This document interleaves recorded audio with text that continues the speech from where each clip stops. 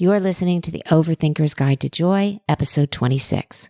This week is the one where I'm going to talk all about learning to reframe your negative thoughts. Let's dive in. Hey there, you are listening to the Overthinker's Guide to Joy. This is a podcast for overthinkers, overachievers, perfectionists, type A, stressed out, anxious people who just want to calm down and feel better. I'm your host, Certified Life Coach Jackie DeCrenis.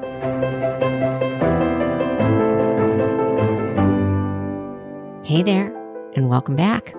So I've been thinking about sharing an important coaching tool with everyone that I've talked about in the past on previous episodes, but I don't think I've ever done a deep dive on it. And that is the power of reframing your thoughts. And this is a really important tool for overthinkers. Because as overthinkers, we obviously have a tendency to overthink everything, and especially what can go wrong. Now, anticipating multiple scenarios can be a very useful skill in preparedness. But more often than not, it's kind of just a time suck and a brain drainer, and it's just exhausting. Well, we can't prevent our thoughts, and no one is asking you to ignore them.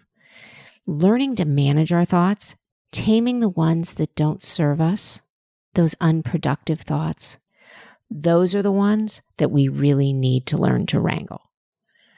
Because these disruptive, negative, ruminating thoughts, those are the ones that keep us up at night. They're the ones that keep us from socializing. They're the ones that keep us from going after what we want. And learning to reframe your thoughts to get out of that negative loop is so important.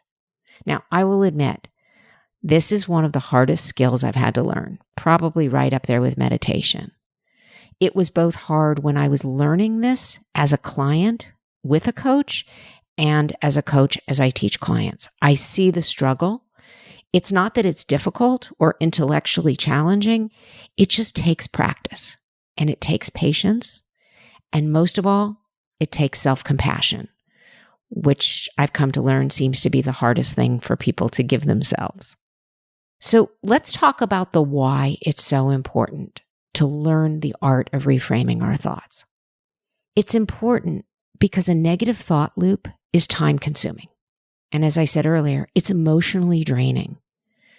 But it also hurts our bodies, physiologically speaking. Because when we're in a negative thought loop, that is worrying, ruminating, panicking, feeling paralyzed, we end up releasing a lot of cortisol into our bodies. And that cortisol floods our body with inflammation. And inflammation can lead to all kinds of problems, from literally not feeling well to not being well, to actually preventing us from thinking clearly. Because yes, the brain swells from inflammation too. So ideally, this podcast is all about self-care, less stress, more joy, and feeling better. And learning to reframe your negative thoughts is part of that wellness program too. Sitting in fear, indecision, paralysis, rejection, all the feelings that are created by negative thought loops stop us from taking positive actions and getting positive results. Okay, so I've answered the why. So then the next question is, how? How do I reframe my thoughts? Because people will say to me, once those negative thoughts take hold, I can't find any other thoughts.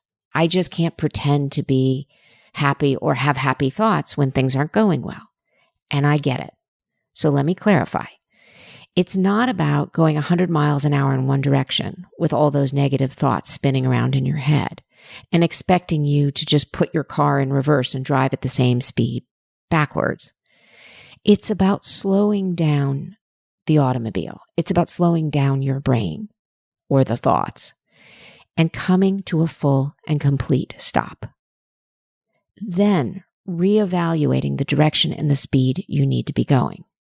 So by taking things slowly and examining our thoughts, not ignoring them, but getting in touch with them and feeling them, yes, the negative ones, then we test them.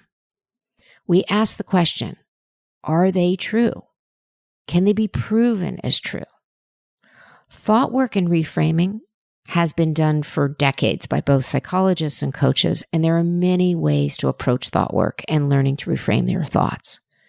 Now, I use a version taught to me by my coaches, and I've talked about it before, but basically, we're looking at all things, that is, all things that create your thoughts, as circumstances. And those circumstances are simply neutral. So let me give you an example. I had a client who was in the interviewing process and sent a follow-up email to her prospective employer, and they did not respond. So her thoughts were, well, I sent them an email and they didn't respond. They must have changed their minds about me. They must have found somebody else. They must not like me. I must not be good enough for this job.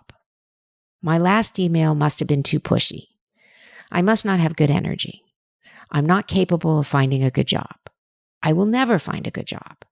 People like me never get a break. I don't know how to conduct a good interview. I'm not good on email. I don't want to follow up with them again. I don't want to bother them. I don't want to confirm their rejection of me. So those are the thoughts that this client had about just not hearing back from their prospective employer. And I asked her, well, what feelings were conjured up when you have all of these negative thoughts? And you can see how they sort of built onto each other, right? Right to the point where they start out as just something simple. I just sent them an email. They didn't respond. But the last thought was, I don't want them to confirm their rejection of me. Like, in other words, she talked herself out of even following up once again. So the feelings, she said, were rejected, dejected, despair, embarrassed. And I asked her, okay, what action do you take from those feelings of rejection and dejection and despair and embarrassment? And she said, well, I'm not going to follow up again. And probably I'll show up to my next interview with less confidence. And I'll never learn anything from this. And I'll always wonder why I didn't get the job. And I said, okay, so what would your result be if those are your actions, feelings, and thoughts? And she said, well, I won't get the job and I'll continue to feel insecure in the interview process. So see how the negative thought loops just create or perpetuate negative feelings, negative actions, and then a negative result. The exact result she didn't want, which is to not get the job and then not feel secure in future interview processes. So we ran this model again with the same circumstance, which is, of course, neutral, the job interview follow-up. But I asked her to challenge herself on what different thoughts she could think. So she started out by saying, well, I sent them an email and they didn't respond. Okay, well, that's true. That really happened. She really did send them an email. They didn't respond. So she can have that thought because it's true. And I said, well, what else could have happened to that email? And so here's her thoughts. Well, they might be very busy. They might not have seen it. It might have gone to a spam folder. I might be a good candidate for the job. I did my best on the interview. I did write a great follow-up letter. And if they don't think I'm right for the job, I will find another job. This is not the only job. Someone will be lucky to have me. I do have good work ethic. I'm eager to learn. Whether or not I get this job does not determine my value. I will learn something from not getting this job. That last thought was like a key one. I will learn something from not getting this job. So I asked, what feelings in your body does that conjure up? The thought, I will learn something from not getting this job. And she said, I feel curious and I feel empowered. And so I said, okay, so what action do you take from that place? And she said, I'm going to follow up on the job again. And I'm going to detach from the outcome and I'm going to ask for feedback one way or the other. And I said, what's the likely result you get? And she said, I either get the job or I learn something that I can do better for the next one. So it turned out that in this case, her follow-up letter did go to spam. Her prospective employer never saw it and didn't think she was particularly interested in the job. All because of a computer error. All because it went to a spam folder. And had she not followed up, she would never have known that. And had she not followed up, she might not have gotten the job, which she did. So sometimes stepping away from the fear, right? And that original fear was, well, I don't want to bother them, or I don't want to confirm that I didn't get the job. All that does is perpetuate the negative thought loops. And sitting in the energy that maybe something else happened, or maybe you didn't get the job, but being kind of fearless and being detached from the outcome, good things happen. Because the worst thing that could have happened was she didn't get the job, but maybe she gets the feedback as to why. And maybe she can take that on to the next interview. So this is a great reframe. And one of the biggest problems we do in negative thinking and not learning to reframe is the following. We assume we know the answer before we know the answer. This is so dangerous because it can end up blocking us from getting what we want by making that assumption. The other thing we do is we catastrophize. That is, we imagine the worst outcome. Once again, perpetuating that spiral into that negative thought loop, which paralyzes us and prevents us from taking further action. The other thing we do is we personalize it. That is, we take it to mean it's all about us. But usually it isn't. When we do this, we give away our power to others. And usually when people don't want to hire us or befriend us or date us, it's usually about them. It's about their bias, their fears, their limitations, their triggers. And it's not for you to investigate that. It's not for you to figure out what's their problem. It's for you to trust in yourself that you have something great to offer. Because when you believe it, others believe it too. So take the personalization out of it. Maybe it's not about you. Maybe they didn't have the resources to hire you. Maybe they didn't have the courage to date you. Maybe they were jealous or intimidated or threatened to befriend you. You don't know what's going on for them. So by not personalizing it and just recognizing that everybody has their lens in which they see the world and their challenges and being compassionate for them, you get to free yourself up from always thinking it's about you. So just to recap, don't assume, don't catastrophize, and don't personalize.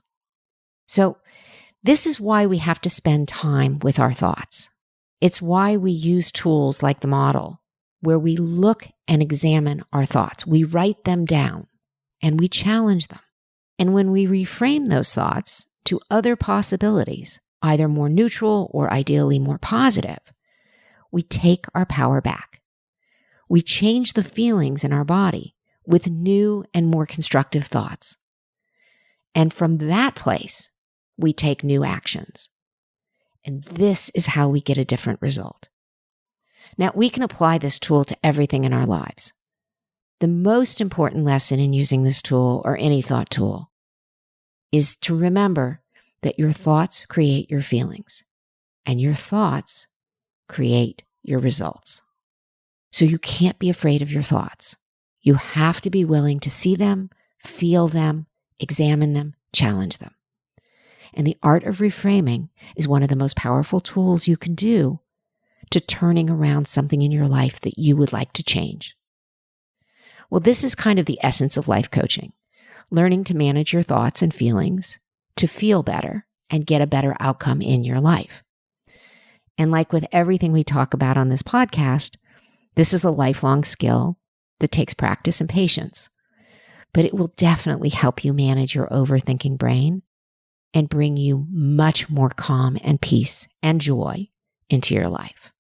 All right, guys, that's what I have for you this week. I look forward to talking to you next week. I hope you all have a good one, and bye for now. If you want to learn more tips about managing your stress and how to manage your overthinking brain, just go to my website and sign up for my weekly newsletter at JackieDecrenis.com. That's JackieDecrenis.com. You can also follow me on Instagram at Jackie Decrenis. Thank you for listening to this episode of Overthinker's Guide to Joy. If you like what was offered in today's episode, I would love you to leave a review and subscribe or follow wherever you get your podcasts.